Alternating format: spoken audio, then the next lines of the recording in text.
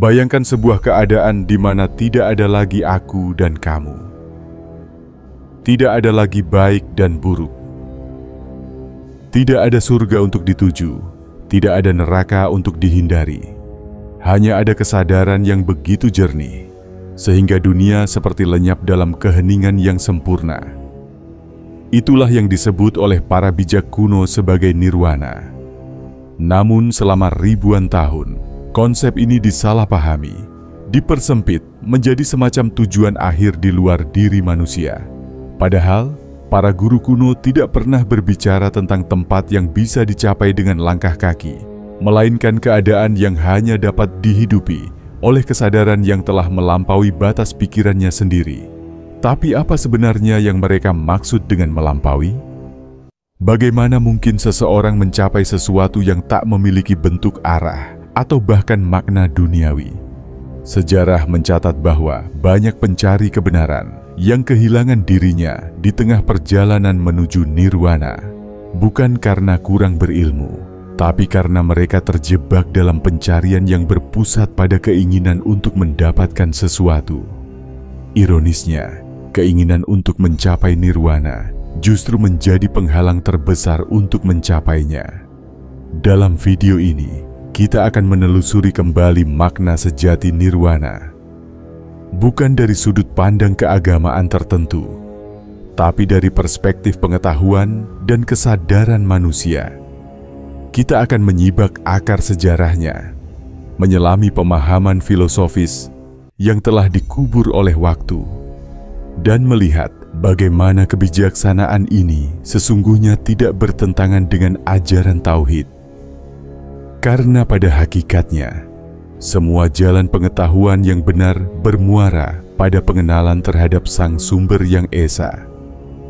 Jadi, tetaplah di sini. Tenangkan pikiranmu sejenak. Karena perjalanan menuju pemahaman tentang nirwana bukanlah perjalanan keluar, melainkan perjalanan pulang ke dalam dirimu sendiri. Dalam catatan kuno Asia Selatan, jauh sebelum munculnya kerajaan besar dan sistem kepercayaan terstruktur, ada sekelompok pencari kebenaran yang hidup di tepi sungai Gangga. Mereka bukan pendeta, bukan pula peramal, melainkan pengamat diam dari misteri kehidupan. Mereka menatap air yang mengalir tanpa henti dan bertanya pada diri sendiri, jika segalanya terus berubah, apakah ada sesuatu yang tidak berubah di balik semua ini? Pertanyaan itulah yang melahirkan ribuan tahun perenungan tentang hakikat keberadaan. Dari sanalah lahir dua jalan besar.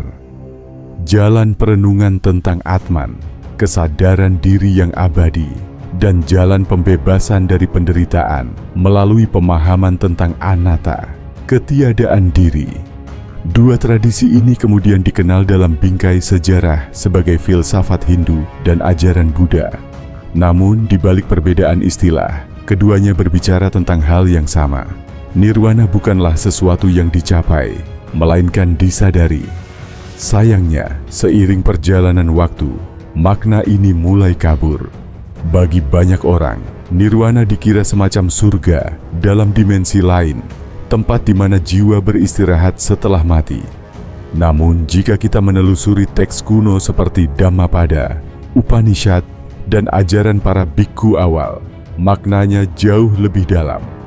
Nirwana bukan tempat untuk pergi, melainkan keadaan ketika api keinginan, kemelekatan, dan kebodohan batin padam sepenuhnya. Bukan tubuh yang berpindah, melainkan kesadaran yang terbebas. Dalam bahasa yang lebih universal, nirwana adalah saat ketika gelombang sadar manusia berhenti menganggap dirinya terpisah dari samudra besar realitas. Ketika semua dualitas, baik dan buruk, aku dan kamu, surga dan neraka, tidak lagi memiliki garis pemisah yang nyata. Kesadaran tidak menghilang, tetapi menyatu dengan kebenaran yang lebih tinggi, yang dalam banyak tradisi spiritual disebut sebagai sumber tunggal segala eksistensi. Namun, apa yang membuat pengetahuan ini begitu misterius dan jarang dibicarakan secara terbuka? Karena nirwana bukan hal yang bisa dijelaskan dengan logika. Ia tidak bisa diuraikan oleh bahasa. sebab bahasa bekerja dengan perbandingan dan dualitas. Sementara nirwana adalah keadaan tanpa dualitas sama sekali. Para guru bijak dulu menyampaikan ajarannya bukan melalui doktrin, melainkan lewat keheningan dan pengalaman langsung. Mereka tahu setiap kata yang diucapkan tentang nirwana hanyalah bayangan dari sesuatu yang jauh melampaui kata itu sendiri. Dan disinilah letak rahasianya. Bila dipahami dengan jernih, konsep nirwana tidak bertentangan dengan ajaran tauhid. Karena tauhid sejati juga berbicara tentang penyatuan segala kesadaran pada satu sumber mutlak, tanpa sekutu, tanpa perbandingan. Maka, ketika manusia membebaskan dirinya dari segala keterikatan duniawi, ia tidak sedang mencapai nirwana dalam pengertian keagamaan tertentu, melainkan sedang mendekati fitrah aslinya, kesadaran yang jernih, tenang, dan sepenuhnya bergantung pada Sang Pencipta. Inilah sebabnya para guru sufi, para yogi, dan para biksu sering berbicara dalam bahasa yang terdengar serupa. Meski berasal dari tradisi yang berbeda, mereka semua menunjuk pada satu hal yang sama: ketenangan yang tak terguncang oleh dunia dan kesadaran yang mengenali dirinya bukan sebagai tubuh, pikiran, atau identitas, melainkan sebagai percikan dari sumber cahaya yang tak pernah padam. Bayangkan sejenak, kamu sedang berdiri di tepi danau yang sangat tenang. Airnya begitu jernih hingga wajahmu tampak sempurna di permukaannya. Namun begitu kamu melempar batu kecil, permukaan itu bergelombang, dan bayanganmu pun terpecah. Begitulah pikiran manusia. Setiap keinginan, ketakutan, dan amarah adalah batu kecil yang dilemparkan ke danau kesadaran. Nirwana pada hakikatnya bukan tentang menemukan sesuatu yang baru, tetapi tentang menghentikan lemparan itu, hingga permukaan kembali hening dan refleksi sejati bisa terlihat apa adanya. Kata nirvana berasal dari bahasa Sanskerta. Nir berarti tanpa, dan vana berarti api atau tiupan. Secara harfiah, nirwana berarti padamnya api. Tapi bukan api kehidupan, melainkan api yang membuat kita terbakar di dalam, api keserakahan, kebencian, dan kebodohan batin. Ketika api itu padam, bukan berarti seseorang berhenti ada. Justru sebaliknya, ia mulai ada dengan sebenar-benarnya. Ia tidak lagi hidup dalam ilusi tentang aku dan milikku, tetapi menyadari bahwa kehidupan itu sendiri bukan miliknya untuk dikendalikan. Namun, inilah bagian yang sering disalahpahami. Nirwana bukan pelarian dari dunia. Ia bukan janji kebahagiaan setelah mati. Sebaliknya, ia adalah pembebasan di tengah kehidupan itu sendiri. Seseorang bisa mencapai keadaan nirwana bahkan saat ia masih hidup, berjalan, makan, dan berbicara seperti manusia biasa. Bedanya, dalam dirinya tidak lagi ada gelombang. Ia tidak lagi bereaksi dengan keinginan atau ketakutan, karena ia melihat segalanya sebagaimana adanya, tanpa ilusi, tanpa keterikatan. Untuk memahami ini lebih dalam, kita perlu menyadari bahwa penderitaan manusia muncul bukan dari kenyataan itu sendiri, tapi dari cara kita menafsirkan kenyataan. Kita merasa sakit hati bukan karena dunia menyakiti kita, tapi karena kita melekat pada gambaran tentang bagaimana dunia seharusnya berjalan. Kita menderita bukan karena kehilangan sesuatu, tapi karena kita tidak bisa menerima bahwa segala sesuatu memang tidak untuk dimiliki selamanya. Bayangkan seseorang yang duduk di pantai menatap ombak datang dan pergi. Orang pertama menangis setiap kali ombak surut karena ia merasa kehilangan keindahan. Orang kedua tersenyum karena ia tahu ombak akan selalu datang kembali, dan pada akhirnya laut tetap sama. Orang pertama masih terikat, orang kedua mulai memahami makna nirwana. Inilah inti dari ajaran kuno yang sering disalahpahami. Nirwana tidak menghapus dunia, melainkan menghapus cara lama kita melihat dunia. Seseorang yang mencapai nirwana tidak lagi merasa terpisah dari semesta. Ia melihat dirinya di dalam pohon, di dalam udara, di dalam setiap hembusan napas makhluk hidup. Tidak ada lagi aku yang harus dipertahankan, dan tidak ada lagi mereka yang harus dilawan. Namun kesadaran semacam ini tidak datang dari membaca kitab atau mendengar ajaran. Ia datang dari pengalaman langsung, melalui keheningan batin yang mendalam. Di saat itulah seseorang mulai menyadari bahwa segala penderitaan hanyalah gema dari sesuatu yang ia ciptakan sendiri. Ketika gema itu berhenti, yang tersisa hanyalah keheningan yang tak terlukiskan. Keheningan yang para bijak sebut sebagai nirwana.